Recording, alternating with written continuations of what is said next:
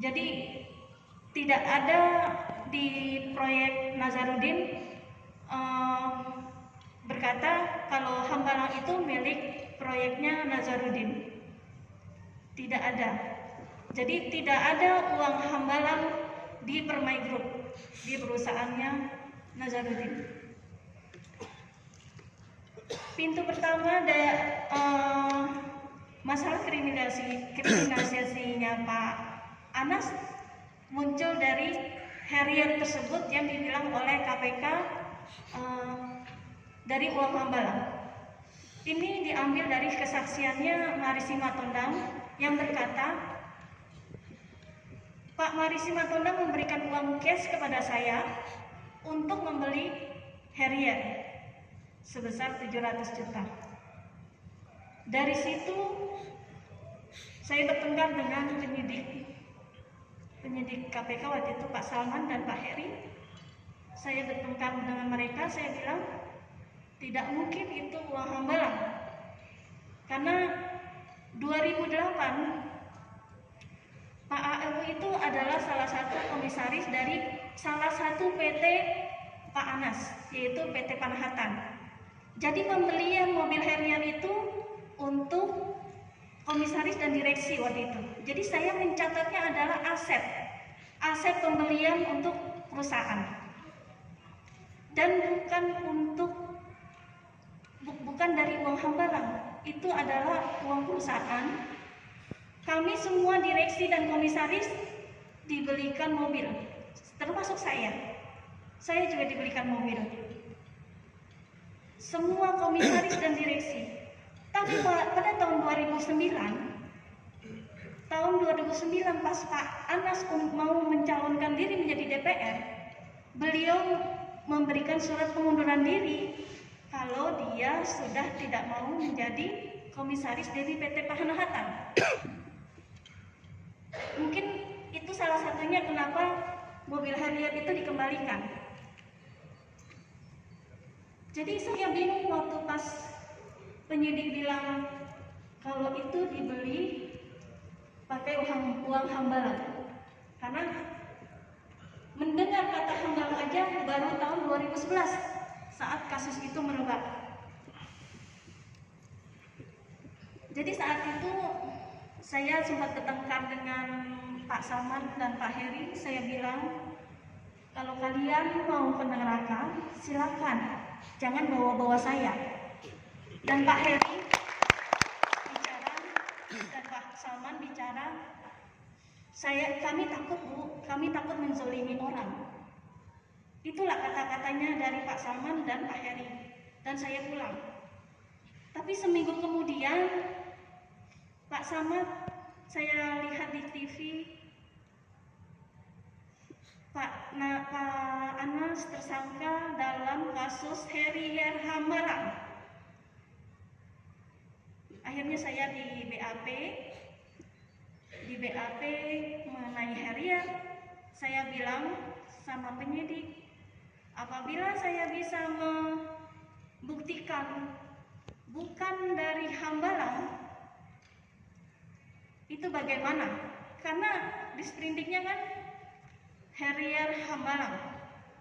Dia bilang, Pak Samad bilang, kalau saya dengar waktu itu di TV ya. Tapi ternyata sprindiknya dikasih ke saya. Apa Pak itunya Pak, kata-katanya? Dan proyek-proyek lainnya tidak disebut Hambalang. Saya bingung. Apa yang diomongin Pak Samad dengan apa yang ada di sprindik itu lain. Akhirnya saya mengikuti dan saya diperiksa oleh namanya Salmah. Salmah itu bisa dibilang hanya tukang ketik. Salman dan Heri sendiri tidak berani bertemu dengan saya.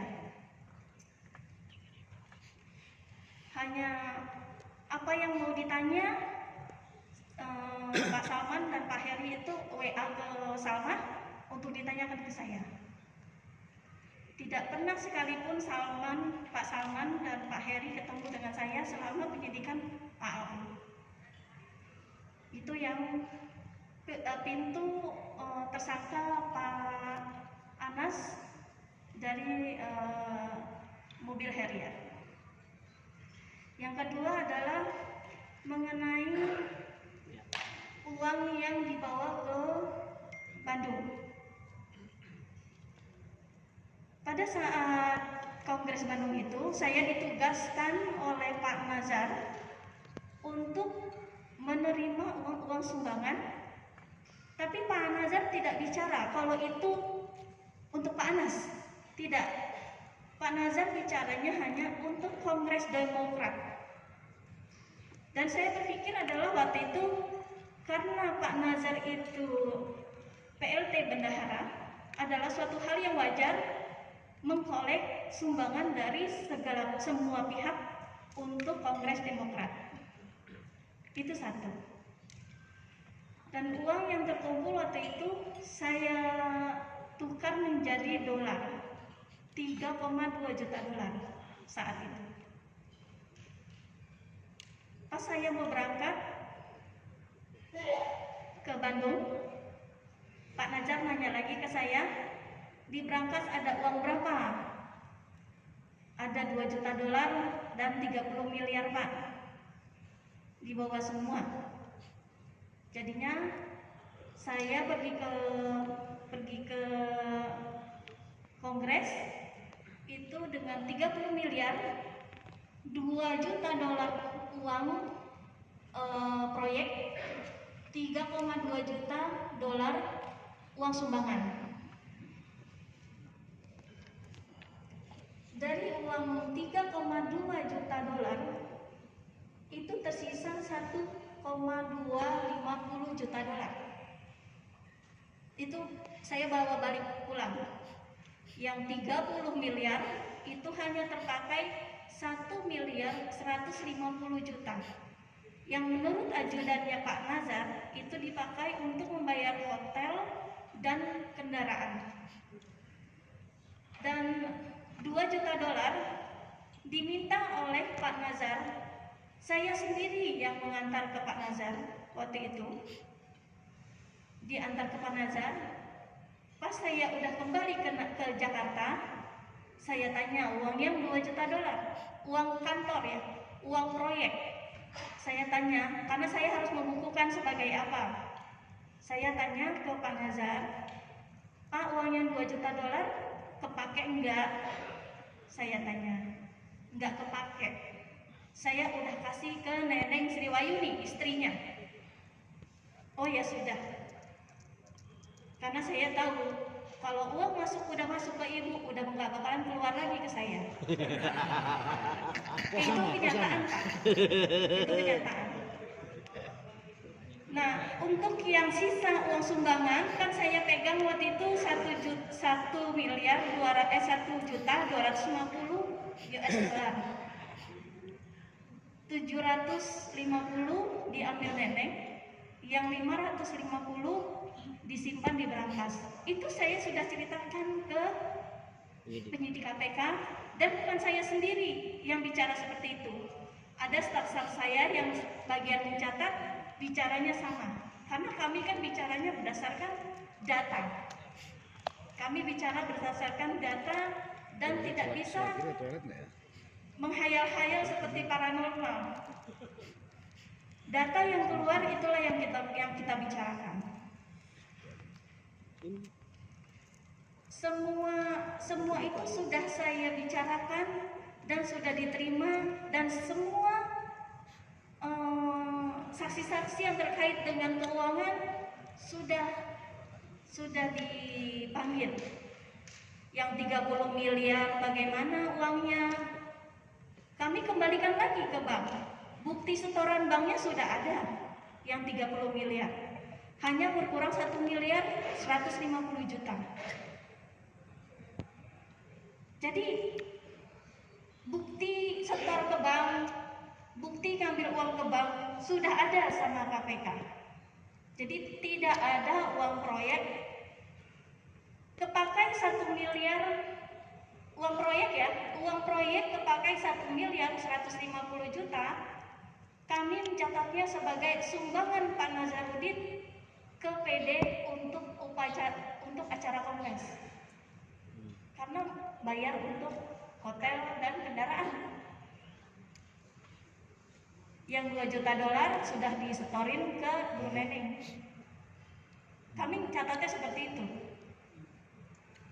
Tapi uang sumbangan tidak ada di catatan kami. Uang sumbangan tidak ada di catatan kami karena itu memang bukan uang perusahaan. Jadi uang perusahaan hanya kepakai 1.150.000.000.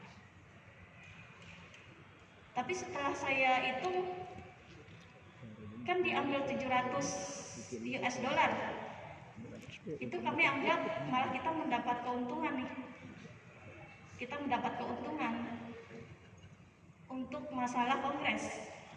Karena disisakan $500.000, uang proyek kepakai 1.150.000.000. Itu di catatan kami ya Pak ya. Jadi semuanya itu sudah dilaporkan ke KPK. Jadi kami ini bersaksi berdasarkan hanya catatan. Tidak bisa bicara oh si A, si B, si C, nggak bisa. Catatannya ini Pak, ininya ini Pak, buktinya ini Pak. Itulah yang terjadi pada kami orang-orang keuangan di Nazarudin. Dan bukan cuma saya aja yang diperiksa, seluruh staf saya 30 orang diperiksa. Itu Pak. Jadi untuk yang masalah harian, pintu masuk kasusnya Pak Anas, Pak Mari Simatondang aja tidak dipanggil dalam kasusnya Pak Anas. Tidak ada kesaksiannya Pak Mari Simatondang. Padahal pintunya dari Pak Mari Simatondang. Jadi saya berkeyakinan banget itu masalah PAU itu benar-benar kriminalisasi. Yes. Karena setelah kasus ini mereda, Pak Mari Simatondang menjadi tersangka di kasus lain. Pak Marisi baru datang ke saya, bicara semua bagaimana dia disuruh sama Pak Nazar untuk bicara seperti itu, bagaimana dia dipaksa sampai bagaimana dia dipukuli. Nah itu Pak Marisi sendiri bicara sama saya sampai nangis-nangis. Dan PK pertama Pak Marisi ikut bersaksi untuk Pak Anas bareng dengan saya. Tapi tetap aja penegak hukum masih beranggapan kalau Pak Anas itu koruptor. Tapi kalau menurut mata saya bukan. Pak Anas itu benar-benar dijadikan sebagai seorang koruptor. Padahal tidak sepeser pun uang hambalang yang dipakai oleh Pak Anas. Saya yang tahu fakta kadang-kadang menjadi miris. Bagaimana kekuasaan itu membuat kita ini menjadi bodoh gitu. Saya bicara di forum DPR. Sekarang ada menguliti KPK. Bagaimana salahnya KPK? Dan saya bicara apa adanya. Karena 14 orang teman saya masuk penjara gara-gara Pak Nazarudin. Alhamdulillah saya tidak masuk.